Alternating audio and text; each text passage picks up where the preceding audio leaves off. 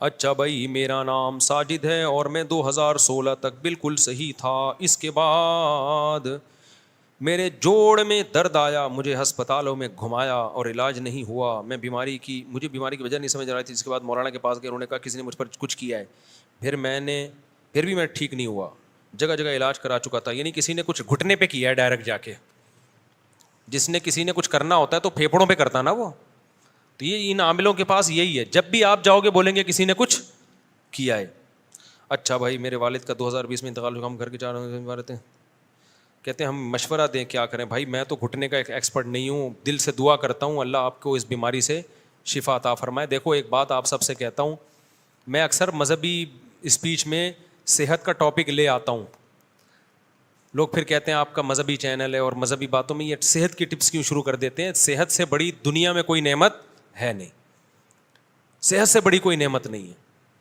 بیمار ہونے کے بعد آدمی جو پچھتاتا ہے نا, اور دیکھو ایک بیماری اللہ کی طرف سے ہوتی ہے, اس میں اللہ کی مدد بھی ہوتی ہے, تسلی بھی ہوتی ہے. ایک میری اور آپ کی حماقتوں سے ہوتی ہے, اس میں صبر نہیں ملتا انسان کو. انسان یہی روتا رہتا ہے کاش میں پرہیز کر لیتا. کتنی بیماریاں ایسی ہیں جو آپ تھوڑی بہت لائف اسٹائل چینج کر کے روک سکتے ہو, لیکن جب ہو گئی نا پھر وہ ختم نہیں. ایک میں مثال دیتا ہوں, پوری دنیا میں ایک وائٹامن ڈی جو ہے نا, کیلشیم کی کمی ایک مسئلہ بنا ہوا ہے. 40 سال کے بعد بہت سارے لوگوں میں وٹامن ڈی کی کمی ہے. ڈاکٹرز کہتے ہیں, ایک ریسرچ سے ثابت ہو گیا ہے, دھوپ نہ لینے سے ہوتی ہے اکثر بیماری ہے. ہم دھوپ چھوڑ دیا نا, ایئر کنڈیشن کمروں میں بیٹھے رہتے ہیں, لیکن ڈاکٹر کہتے ہیں کہ اگر ایک دفعہ وٹامن ڈی کی کمی ہو گئی نا, 24 گھنٹے بھی دھوپ میں بیٹھا رہے گا, اب یہ کمی پوری نہیں ہوگی, اس کو میڈیسن لینی پڑے گی. تو نیچر سے جب آپ بغاوت کرتے ہیں نا تو پھر دوبارہ ریپیئرنگ نہیں ہوتی آدمی کی, بہت مشکل ہو جاتا ہے. آپ ابھی سے احتیاط کرو, ایکسرسائز کرو, وزن کو مینٹین کرو, شوگر نہیں ہوگی انشاءاللہ. لیکن ایک دفعہ شوگر ہو گئی پھر سارا دن ایکسرسائز کرتے رہو, شوگر نے ٹھیک نہیں ہونا ہے. بلڈ پریشر ہے اور 20 قسم کی بیماریاں ہیں, تو بہتر نہیں ہے کہ یار پہلے احتیاط کر لو. تو بہت آسان ہے, صحت کے 2-3 ٹوٹکے ہیں, 2-3 چیزیں ہیں, ان کو کنٹرول کر لو, کوئی زیادہ لمبا چوڑا نہیں ہے. پھر بھی بیمار ہو جائے تو بھائی پھر اللہ کی طرف سے. بہاریوں میں ایک مثال مشہور ہے کہ جب انسان کی شامت آتی ہے تو اونٹ پہ بیٹھے ہوئے آدمی کو بھی کتا کاٹ لیتا ہے, حالانکہ اتنا ڈسٹینس ہے, کنوینس ہے نہیں کتے کے پاس وہاں تک پہنچنے کے لیے, پھر بھی کاٹ لیتا ہے. تو جب تقدیر ہے تو اللہ سے تو کوئی لڑ نہیں سکتا. لیکن چند ایک چیزیں ہیں بھائی, اس میں سب سے پہلے کیا ہے, اپنا ورزش کرو اور خوراک کو کیا کر لو, کنٹرول کر لو. تو وہ بادام پستے جو میں بتا رہا تھا نا, مہنگے ہوتے ہیں, لیکن جو ہم صبح شام پھوڑ رہے ہوتے ہیں نا اس کو کیلکولیٹ کرو اور بادام پستوں, تو بادام پستے سستے نکلیں گے. ایک آدمی نے مجھے بتایا کہ میں ہر مہینے جو چائے پیتا تھا نا جتنی, تو میں نے کیلکولیٹ کیا کہ اگر اتنے بادام روزانہ کھاتا وہ سستے پڑتے, اور صرف چائے کا خرچہ کراچی میں نکال لو. صبح چائے, دوپہر پہلے چائے, صبح اٹھتے ہی پہلے بستر پہ چائے پیتے ہیں تاکہ آنکھ کھلے, پھر جائے گا دفتر میں ناشتے میں چائے پیے گا, پھر دفتر میں بیٹھ کے فوراً پہلا کام کیا ہوتا ہے, چائے. پھر اس کے بعد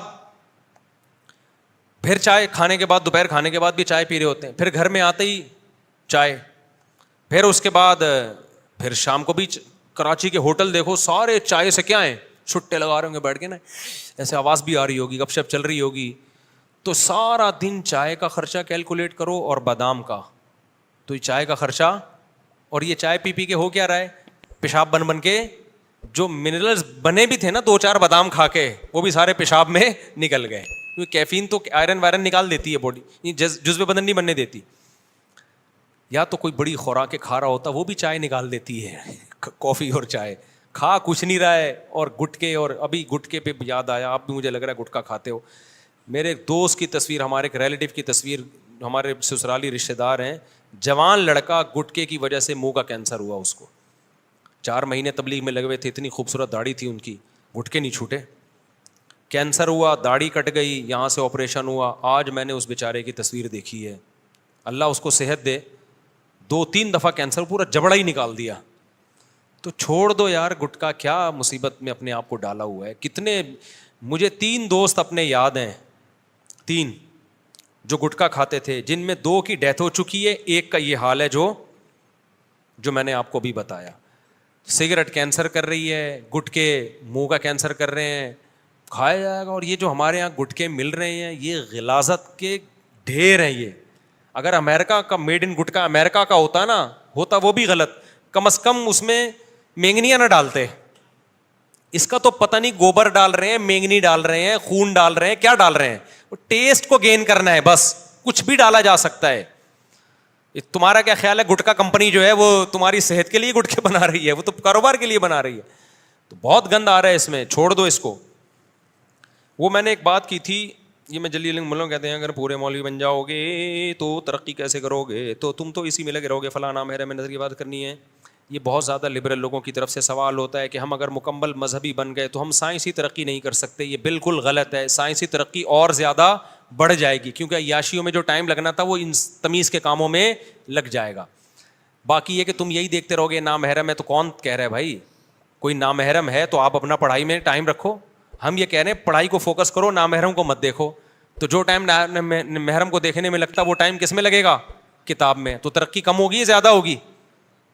ترقی میں جب رکاوٹ بنتی ہے جب نامحرم کے پیچھے ڈنڈا لے کے بھاگ رہے ہوتے آپ, کہ چونکہ ایک یونیورسٹی میں نامحرم ہے اور نامحرم کا آنا غلط ہے لہذا ڈنڈا لے کے اس کو, تو پھر آپ ترقی نہیں کر پاؤ گے, سارا دن نامحرموں کو ہی ڈانٹتے رہو گے. تو یہ نہی عن المنکر, اس یا تو تبلیغ میں نکل جاؤ, وہ تو محبت سے سمجھاتے ہیں, یا حکومت اپنے ہاتھ میں لے لو, وہ ڈنڈے سے سمجھائے گی. تو آپ کے تو ذمہ ہی نہیں ہے نا, آپ اپنی پڑھائی کو فوکس کرو. اور میں عجیب بات بتاؤں, میں تو دنیا میں ٹریولنگ کرتا ہوں, اتنے قابل مذہبی لوگ اتنی اچھی پوسٹوں پہ پہنچے ہیں. ٹاپ 10 سائنسدانوں میں جن کا شمار ہوتا ہے, یار ان کا کیا نام ہے, وہ پاکستانی ہے جن کا ٹاپ 10 سائنٹسٹ میں شمار ہوتا ہے. میں نے انٹرویو بھی لیا تھا ان کا, ڈاکٹر ذیشان الحسن ہے, مبشر عثمان ہے سر, وہ کرپٹو کرنسی کے بارے میں ان کا میں نے پوڈ کاسٹ کی تھی. وہ تو ماشاء اللہ باشرہ آدمی ہے, نظر کی حفاظت کرنے والے, تبلیغ میں بھی وقت لگا ہوا ہے, اور پاکستانی ہو کے دنیا کے ٹاپ 10 سائنسدانوں میں ان کا شمار ہوتا ہے. اور یہ اور بھی ڈاکٹر خرم صاحب ہیں یو کے میں, کینسر کے بہت بڑے اسپیشلسٹ ہیں, وہ بھی کافی مذہبی ہیں. تو یہ ایک نا لبرل لوگوں نے دماغ میں بسا لیا ہے کہ ہم اگر مذہب کو فالو کریں گے تو ترقی نہیں کریں گے. اصل میں ہوتا پتہ ہے کیا ہے, لوگوں نے ادھر کے مذہبی لوگ دیکھے ہوئے ہوتے ہیں, یہاں کے مذہبی نمازی, وہ تو قوم ہی سست ہے نا, تو نمازی بھی کیا ہوں گے. میں ایسے نمازیوں کو جانتا ہوں, صبح فجر پڑھنے کے لیے آئے, جا کے پھر دوبارہ سو گئے,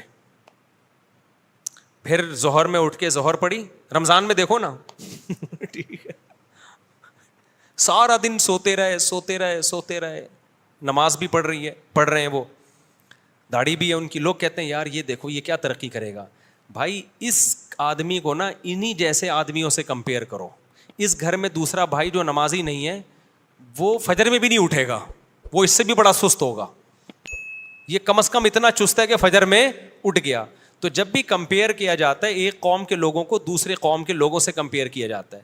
آپ کہتے ہو پاکستان میں مذہبی لوگ ہیں ترقی نہیں کر رہے, تو جو غیر مذہبی ہیں وہ کون سا ترقی کر رہے ہیں.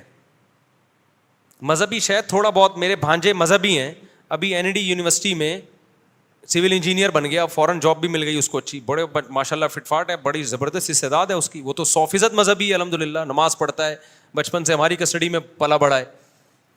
لیکن وہی بتاتا ہے کہ جو کراچی یونیورسٹی میں جو لونڈے لپاڑے ہیں وہ کر کیا رہے ہیں, پڑھ کے تو دے نہیں رہے, وہ ڈیٹے مارنے گئے ہوئے ہوتے ہیں, تو گٹکے کھا رہے ہیں اور پتہ نہیں کیا کیا کر رہے ہیں.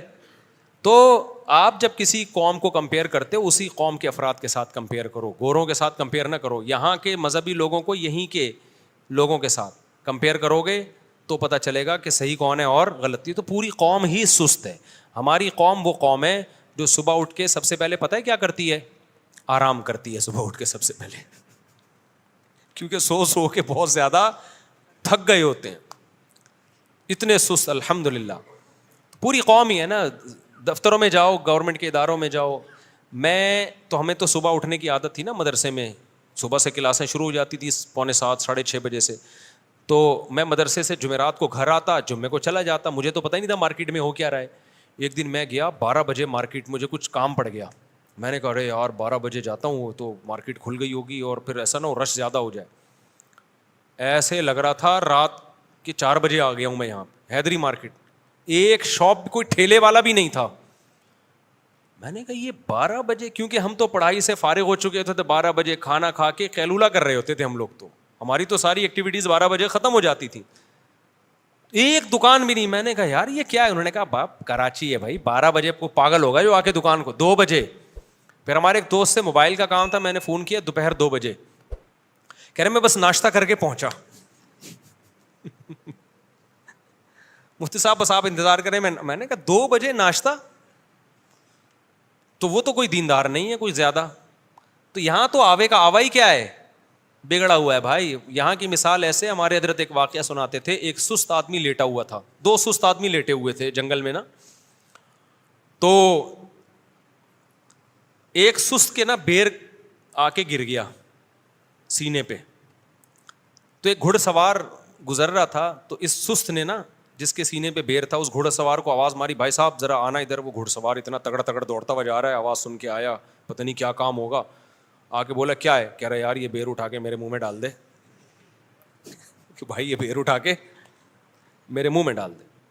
اس نے کہا یار یہ کوئی کام ہے یار, تو خود نہیں کر سکتا تھا, مجھے بلوایا. اور اگر تو نے نہیں کرنا تھا, یہ تو تیرے ساتھ لیٹا ہوا ہے, اس کو بول دیتا. دوسرا کہتا ہے مجھے بولتا, میں نہیں کرتا, اس لیے مجھے نہیں بولا. کہہ رہے کیوں نہیں کرتے؟ کہہ رہے کتا میرے منہ میں پیشاب کر رہا تھا, میں نے اس کو بولا ہٹا نہیں رہا تھا اس کو. میں بول رہا ہوں ہٹا, مگر یہ نہیں ہٹا رہا. اس نے کہا ایک جیسے ہو دونوں. تو سست بہت بڑا سست ہوتا ہے, سستی کو چھوڑو یار کسی طریقے سے.